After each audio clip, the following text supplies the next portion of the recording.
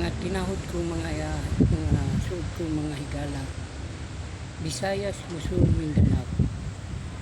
Aniya kini yung suod ng mga higala aron no magpadungog na sa inyo sa kaninyo na kanang gibuhat nila ni Duterte, ni Sara, pagsabong sa mga tao aron pagbulabog nga ang ilang mga sala dili na mahinumduman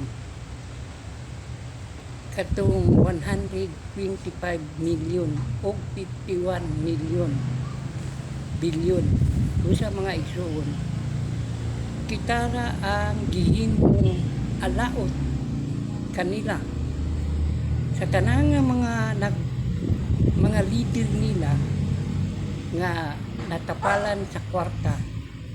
Mga igsoon kinahanglan nga dili kita mutuo kay dili katuan ang ilang mga istorya. Kay nga bisag kinsa ang mag-ingkod nga presidente ilang dauton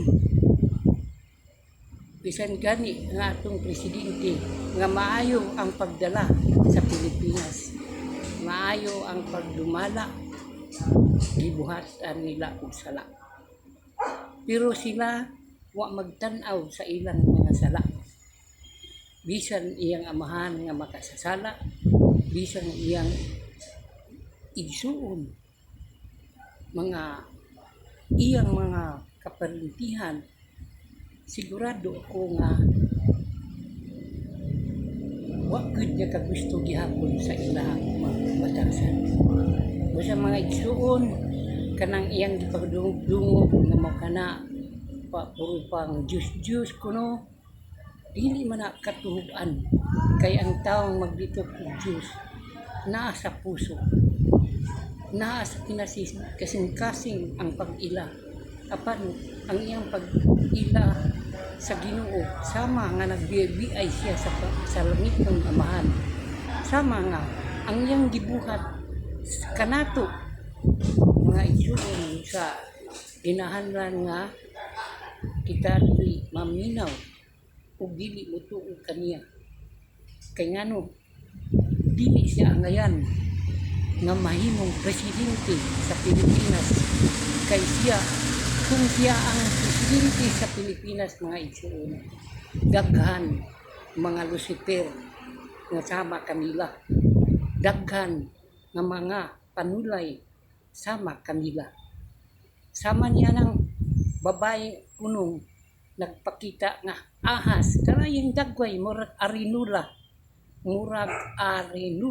mga igsoon lusog kaayo mangdaot apan ang iyang kaugalingon wa niya gisud-ong nga siya makasasala usab. Busa mga igsoon ako mingon kanimo nga ayaw kamo pagtuo ng ilang mga rally diha kay kana ilang pagrally pagsugnod pagtudlo sama-sama kay ang mga kabataan nga kita musulod sad sa ilang gibuhat. Busa sila ang nakahatag og samok dinhi sa atong Pilipinas. Sila ang nagpasiugda kay sila nilaban sa China. Sila nagpadala, nagpabayad kay binayran man sila. Busa mga igsoon ako mo kaniyo.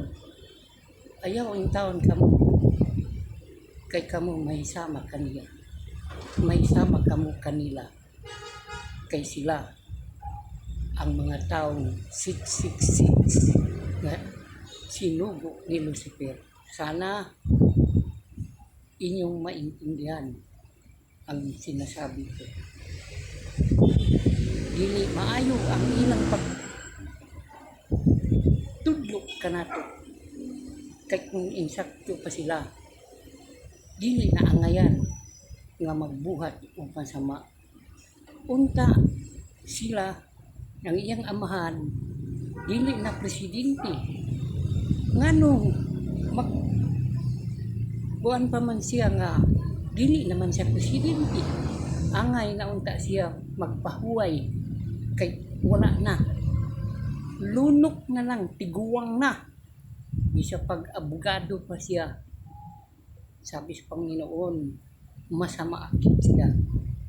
Isama siya sa iyang gibuhat sa nagtudlo kaniya nga mo'y leader sa China.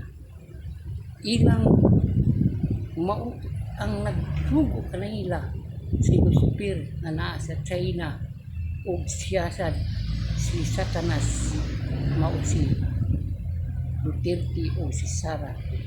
Busa mga igsoon, ayaw kamo pag uban kung unsa ilang mga rally makaluluoy kaayo kay iunay paunay lang kitang tanan.